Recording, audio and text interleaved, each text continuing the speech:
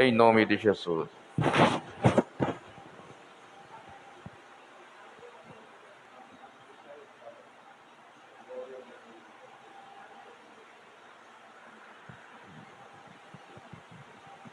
Cumprimento a todos com a paz do Senhor Jesus. Somos gratos a Deus por estarmos aqui essa noite. Esses dias eu estou aqui na live com os irmãos. Estou gostando muito de mais ouvir do que falar, mas Deus nos proporcionou essa oportunidade que nos próximos cultos nós possamos ouvir nossos presbíteros, nossos diáconos, nossos auxiliares. Estou crendo que Deus quiser, já está tudo normalizando. E obrigado pela oportunidade. No capítulo 15 de Lucas, eu quero que vocês leiam comigo aqui essa noite. Evangelho de Jesus Cristo, segundo escreveu Lucas.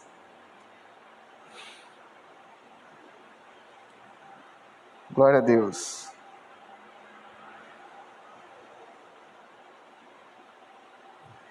Texto esse muito conhecido. Foi até louvado aqui essa noite. Eu estava pedindo uma palavra a Deus. Estava para falar sobre Zaqueu aqui essa noite, mas Deus, como Ele usa as pessoas para confirmar a sua palavra, o irmão Berguinho louvou aqui essa noite sobre o filho pródigo. E eu falarei sobre isso aqui essa noite. Versículo número 1, diz assim: E chegava-se a ele todos os publicanos e pecadores para o ouvir Jesus. E os fariseus e os escribas murmuravam, dizendo: Este recebe pecadores e come com eles. E ele lhes propôs esta parábola, dizendo: Que homem entre vós, tendo 100 ovelhas e perdendo uma delas, não deixa no deserto as 99 e vai após até a ovelha perdida, até que venha achá-la, e achando-a, põe sobre os seus ombros, cheio de alegria.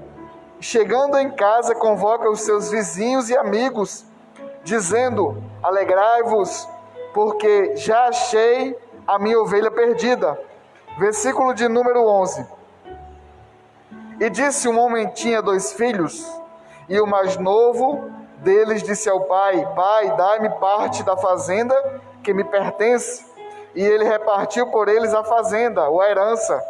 E poucos dias depois, o filho mais novo, ajuntando tudo, partiu para uma terra longínqua ou distante, e ali desperdiçou a sua fazenda, vivendo dissolutamente.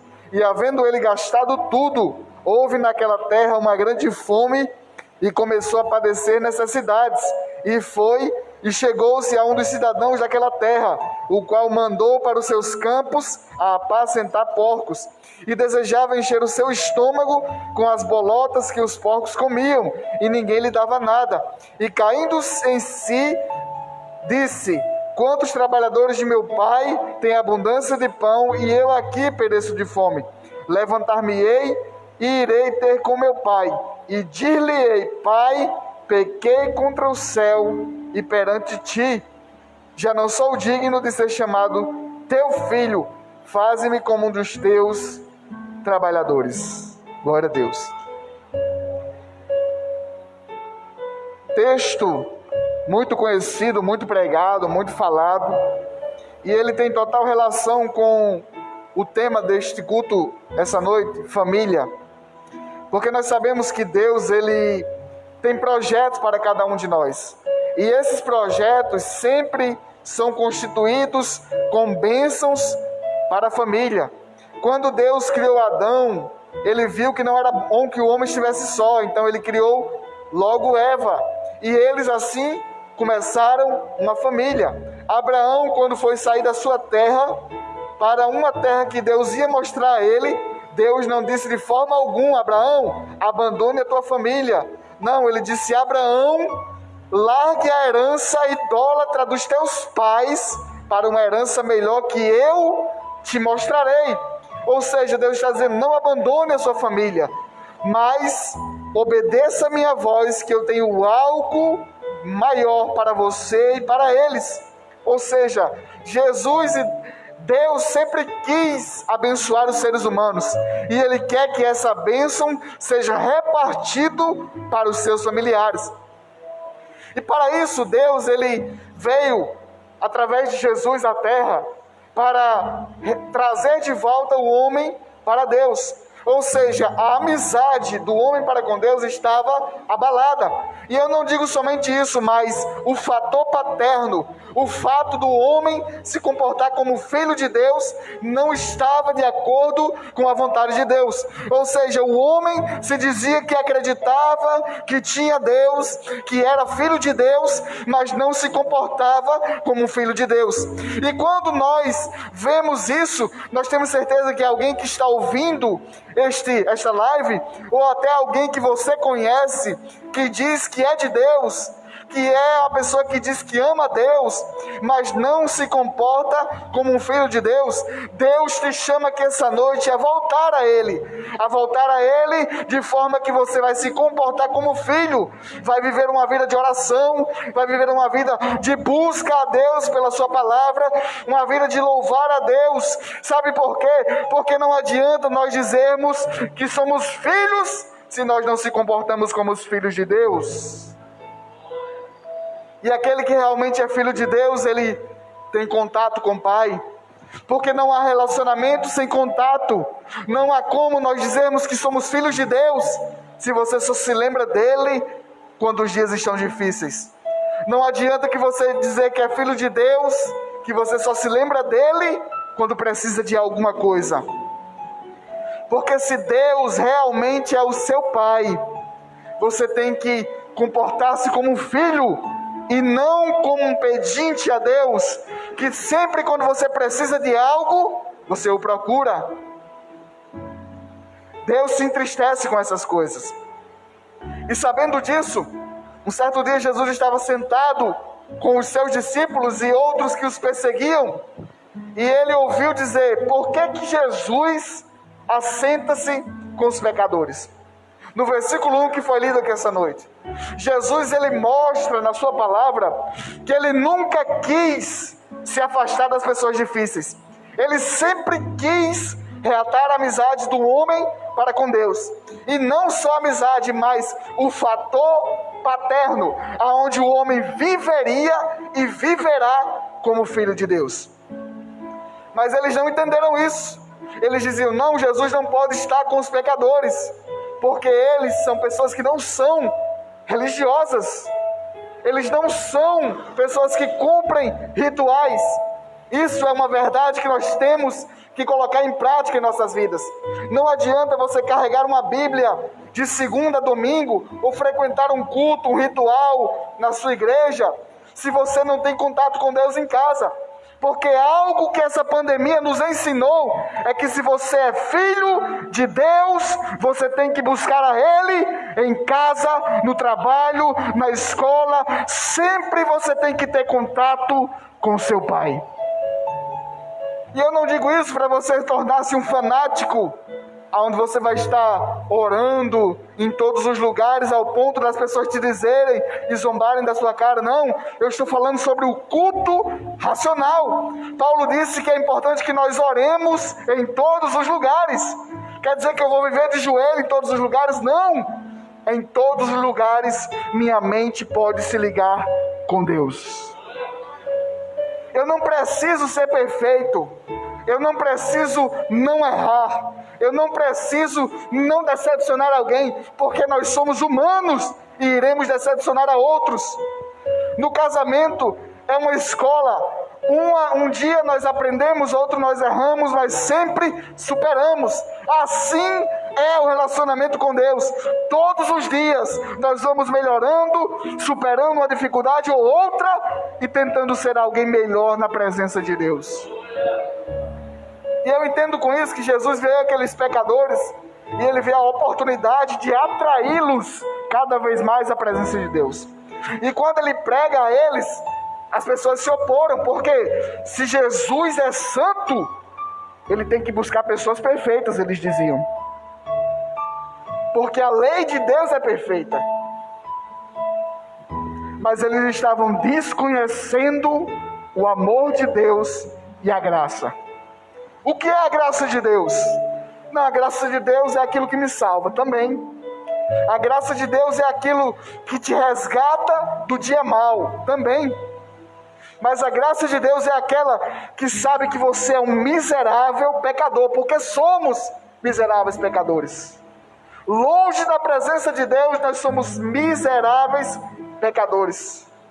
Mas quando nós ouvimos a voz paterna de Deus, dizendo que embora somos pecadores, mas o seu amor, Ele nos pega pela mão e nos guia à sua presença, nós dizemos: Deus, eu reconheço que eu não tenho, não posso e não sou, mas a tua voz paterna me chama à tua presença, e eu posso dizer que hoje eu sou um novo homem, uma nova mulher na presença de Deus. A graça nos pega como somos e nos transforma e nos faz melhores na presença de Deus. Porque dele, por ele e para ele são todas as coisas. Já para concluir, encurtando o texto, Jesus disse que o relacionamento de Deus para com o homem é um relacionamento semelhante ao de um pai para com o filho. Porque um certo dia, ele conta que existia um homem que este tinha 2 filhos. E o mais novo, não achando boa a vida que tinha, ele diz: pai, eu estou achando minha vida muito monótona. Eu quero algo diferente. Ele chega para o pai e diz: eu quero agora a parte da minha herança. Sabe o que acontece nos dias atuais? São pessoas que têm hinos, são pessoas que têm pregações, que querem exigir de Deus o que é deles. Mas a verdade é que Deus não nos deve nada, mas pela sua graça paterna, Ele nos abençoa com todas as bênçãos espirituais na presença de Deus. Mas aquele filho agiu como alguns cristãos. Ele chegou para Deus e disse: Deus, chega, se o Senhor não me abençoar, eu te deixo. Mas nós nos esquecemos que quando Deus chama Abraão, Ele não estava dizendo: Abraão, venha porque eu irei te dar as minhas bênçãos apenas. Deus estava dizendo: Abraão, eu hei de te abençoar, mas antes, sê tu uma bênção.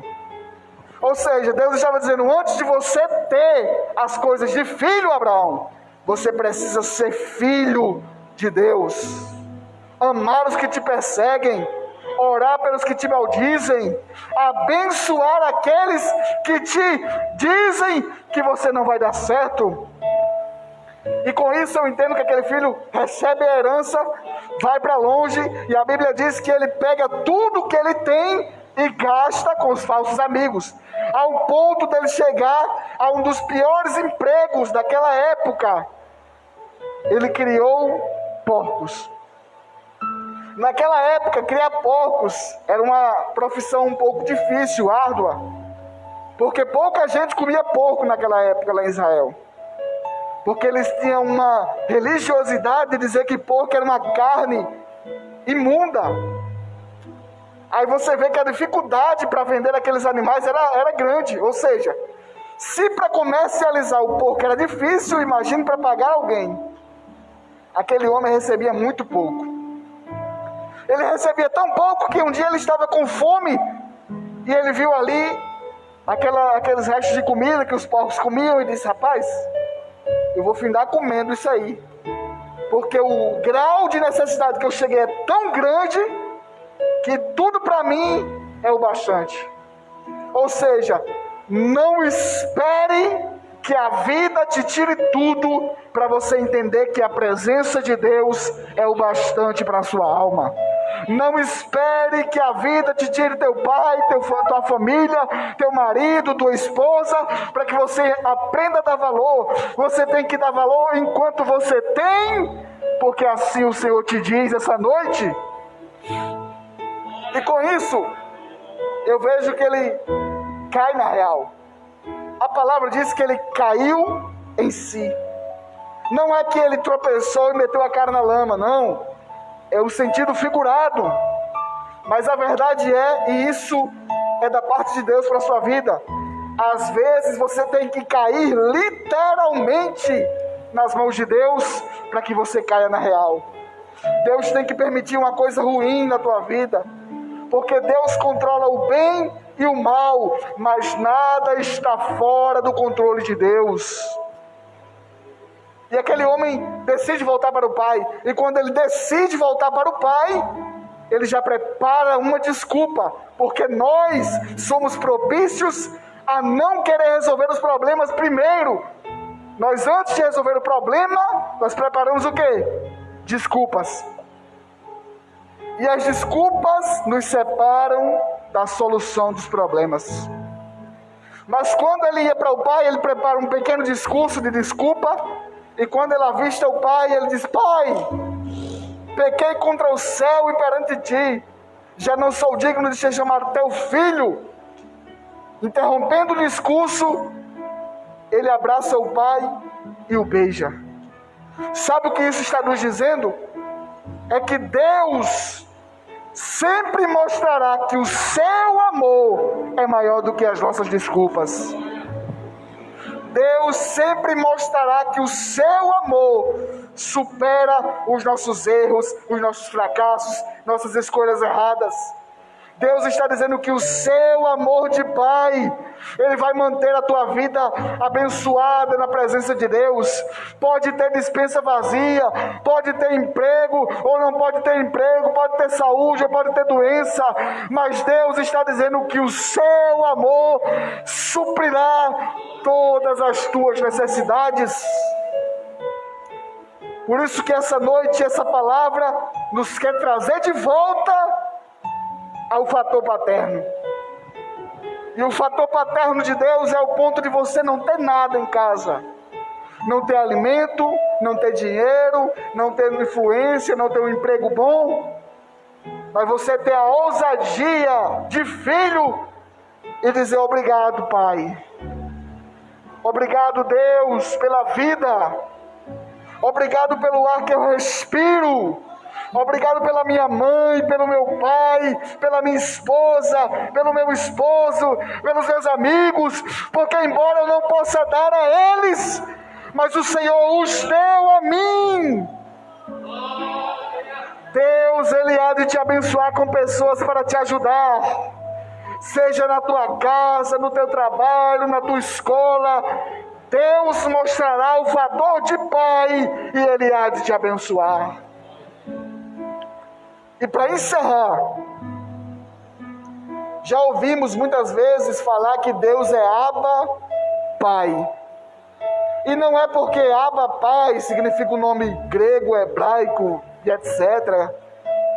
Mas tem vários sentidos para essa palavra. Mas uma das que eu quero trazer aqui essa noite, que eu achei uma tradução muito linda e preciosa, é que as pessoas colocam Deus como uma coisa muito distante de nós.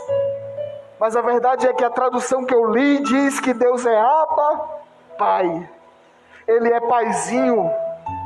E quem chama seu pai de paizinho é porque tem muita intimidade, ou seja, Ele é um Deus presente, Ele é um Deus íntimo, Ele é um Deus que te abraça, Ele é um Deus que te pega na mão, Ele é um Deus que te cura, Ele é um Deus que te sara, Ele é um Deus que te abençoa, Ele é um Deus que te leva até onde você não pode chegar, porque Ele é Abba, Pai. Que Deus continue te abençoando e ore por mim, família. Amém.